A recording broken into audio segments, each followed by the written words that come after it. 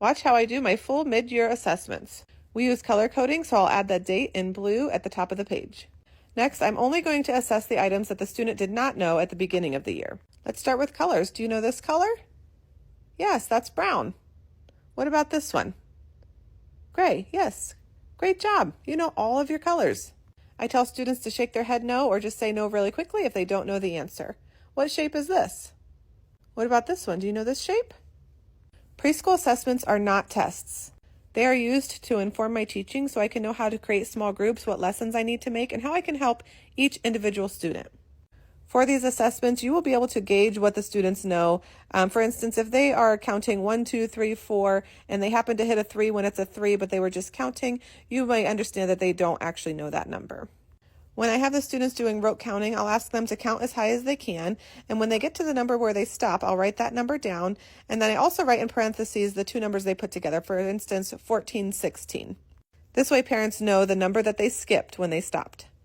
For the one-to-one counting section, I have students counting with blocks. I also just added a one-to-one counting section in my assessment, so if you don't want to use blocks, you can use that. I only go up to 10, so the student knew 10 at the beginning of the year, so I just went ahead and wrote the same number. Next, for letters, I'm going to point out the letters that the student did not know at the beginning of the year. If they don't know any letters, and you can tell that they don't know any, I will swipe my hand over the page and say, do you see any letters that you know at all? If they say no, I will still point to the letters that I think they should know, like the first letter in their name, or the letter X. A lot of times students know X. If they don't know any of those, then I'll just move on. Because we all know we want to be teaching, not assessing. So this is meant to be helpful, not harmful. For the winter assessment, I assess letter sounds for all of my students. If I can tell that my student is going to know quite a bit of the capital letters, I'll do capital letters and sounds together. So they'll tell me the letter C, and then I'll say C says, and they give me the sound. This makes the assessment go much quicker, and my students really do relate them because this is how we learn the letters. As we review, we sing a song. C says K, C says K. Every letter makes a sound, C says K. So I actually had many students that knew more sounds than they did letters this time around. Then when we get to the lowercase letters, I let students know that I don't need to know the letter sound. I just want to know if you know what the letter is.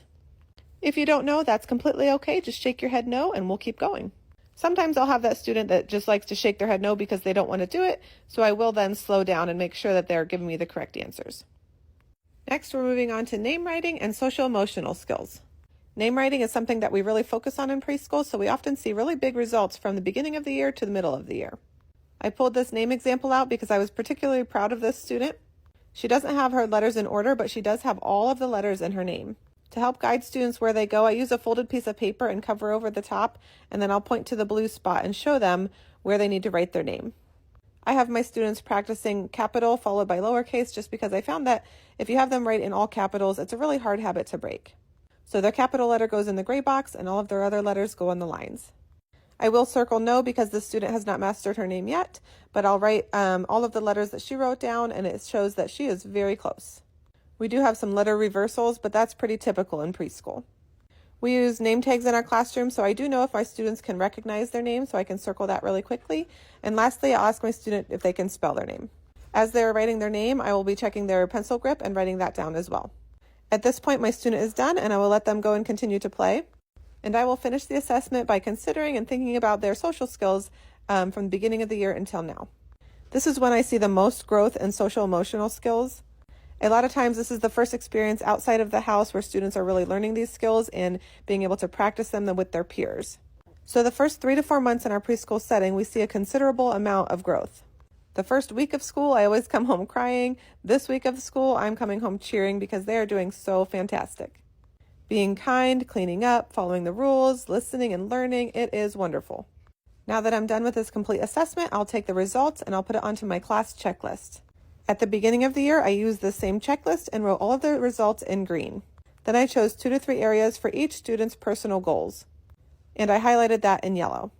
Now I will take all of these winter results and put them on the same checklist in blue. Now I can very quickly scan the entire page and see if my students met their goals.